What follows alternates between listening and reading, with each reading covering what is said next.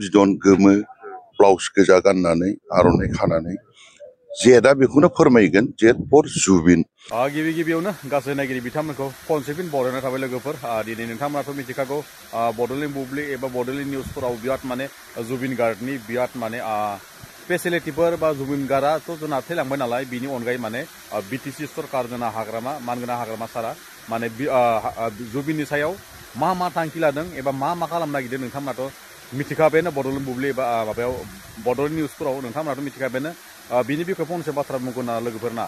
दिनैसिम जोंनि बिटिसि सरकारा जेनेबा फार्स्टनि माने मावनो थांगासिनो दं खामानिखौ माने बिनिया माने जुबिन गार्गनि जिखुनु माने फेसिलिटिफोरखौ आरो जेनेबा जुबिन गार्गजों बिराद रिलेसन दंमोन जाहैदों, जुबिन गार्गजों माने बिराद माने सोमोन्दो दंमोन जाहैदों। बिनिखायनो माने फार्स्ट माने गाव माने बिटिसि गभर्नमेन्टआ माने फार्स्टआवनो माने जेसेबांखि आसामाव थानाय गासै माने सुबुंफोरखौ माने बेयाव माने बाहागो लाफैनो थाखाय माने मोनसे प्रग्राम खालामदों नङा होमबा लोगोफोर। बिनि थाखाय फंसे बाथ्रा सावरायगोन आङो।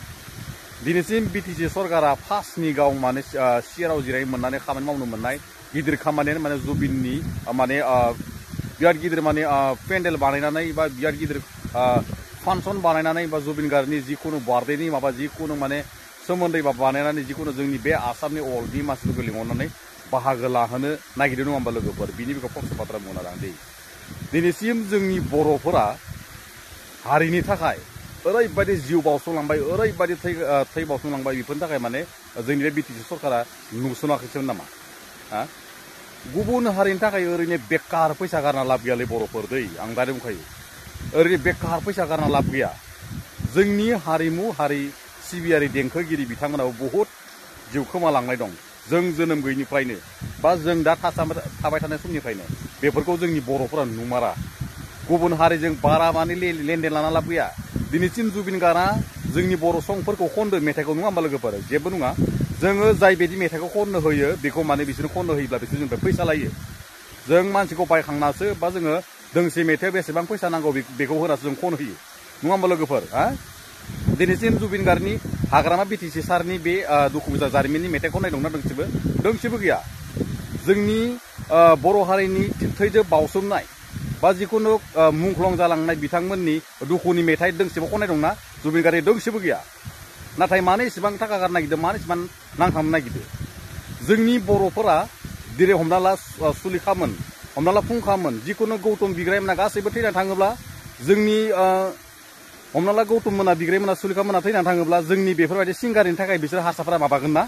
गुबुन हारिया जोंनि थाखाय माबा मोनसे बिदि पेन्डेल खालामनानै गासैखौबो लिंहरनानै माबा खालामगोन ना? आसामाव जिबनाव गैया दै, जिबनाव गैया। जों बेनिखायनो माने गुबुन हारिनि थाखाय बारा नायनांगौ बेफोरखौ माने एकदम आं एसे साबधानै मोनाखै। माने दिनैसिम जोंना सुलिखामोना बिराद मुंदांखा जोंनिनो बर' सिंगार, जोंनि रमान्टिक मेथाइ खननाय, दुखुनि मेथाइ खननाय, जिखुनु माने सुलिखामोनानै गाबोन समफोर मालाबाफोर मानसिनि जिबन दब थैनानै थांबा बेफोरखौ फालिनो रोङो ना गुबुन हारिया? जिबनाव रोङा। गुबुननि थाखाय बेकार फैसा गारनाङा। बै जोंनि जिखुनु आइवेनाव मोनदों मोनाखै, बबेयाव दलं जादों जायाखै, बबेयाव लामा जायाखै, बेफोरखौ नायनानै मोजाङै माबानो जुदि एसेबां गिदिर पावार गैया हाग्रामानावबो। आं दारै बुंखायो हाग्रामाजों जिखुनु माने जुबिनजों लेनदेन दङब्लाबो माने बेफोरबायदि माने मालायनि थाखाय फैसा इमान गारनो नाङा।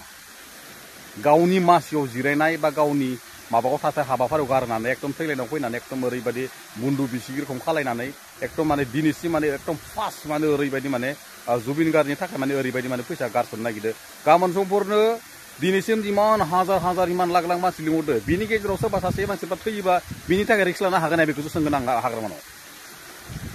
दिनैसिम मानसिनि जिबन, गारि मटर हबा मोनसे गारियाव सोरबा मानसि बेलथेनानै थैजोबबाय, बेफोरनि थाखाय रिक्स लानो हागोन ना?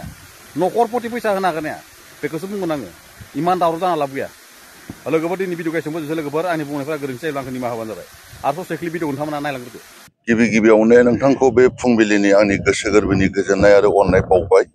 लोगोसे नोंथाङा जे कुइसनखौ खालामदों बियो अलरेडि मानसिफ्रा मोनथिजोबखाबाय।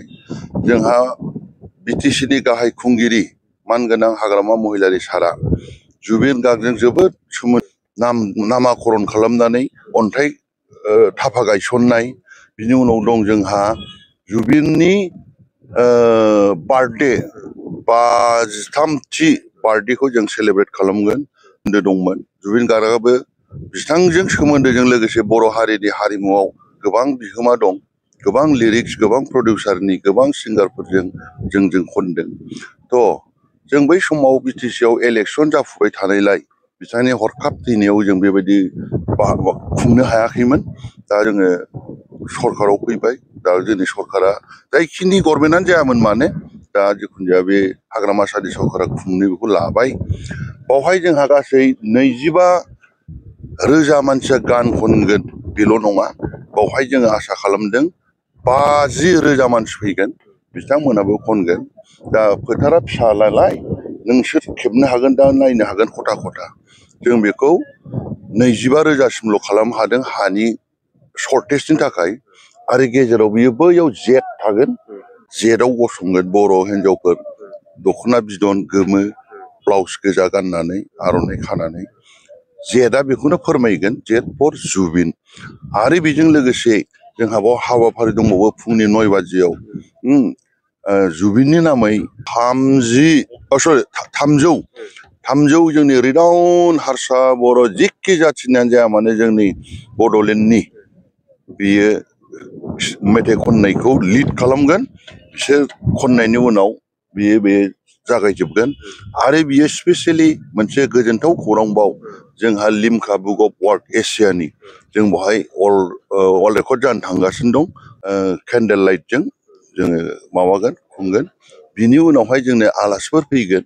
आलासिफोरनि मोनसे मोननै फिसा बिबुंथि थागोन।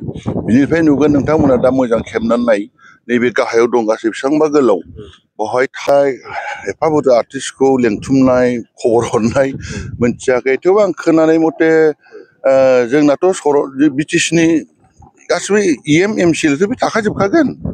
ओमफ्राय खोनादों जयन्त मल्ल बरुवा सारा फैगोन बायदि आं बेखौ खोनादों।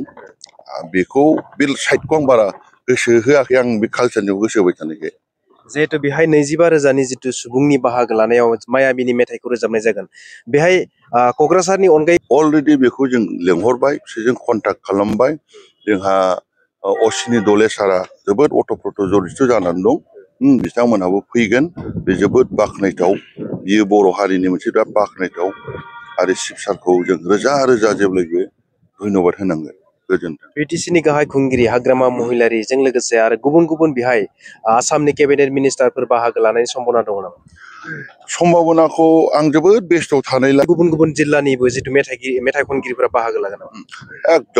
एकदम गहपुरनिफ्राय लानानै ओरै गसाइगाव संकस दैसिम जेसेबां बिटिसि एरियायाव गोलैदों, बिटिसिनि बादै बे कार्बि आंलं, ओमफ्राय धेमाजि, सिमेन्ट सापरि, ओमफ्राय गवालपारा दुधनैनि मानसिफ्राबो फैगोन। बिथांमोना होनदों जों जुबिननि थाखाय बर' जाथिया बा बड'लेण्ड गभर्नमेन्टआ एफा गिदिर पदक्षेप लादों, जोंबो बावहाय बाहागो लागोन। बेयो मानो होनोबा मोनसे सासे मुंदांखाल' नङा, दिनै नोंथाङा मोनथिगौ माइकेल जेक्सननि उनावनो बिथाङा गोलैनानै दं। ओरैबायदि सासे बेक्ति जायनि सृष्टि, जायनि मुङा जुबिन गार्ग, बेखौ मान होनो थाखाय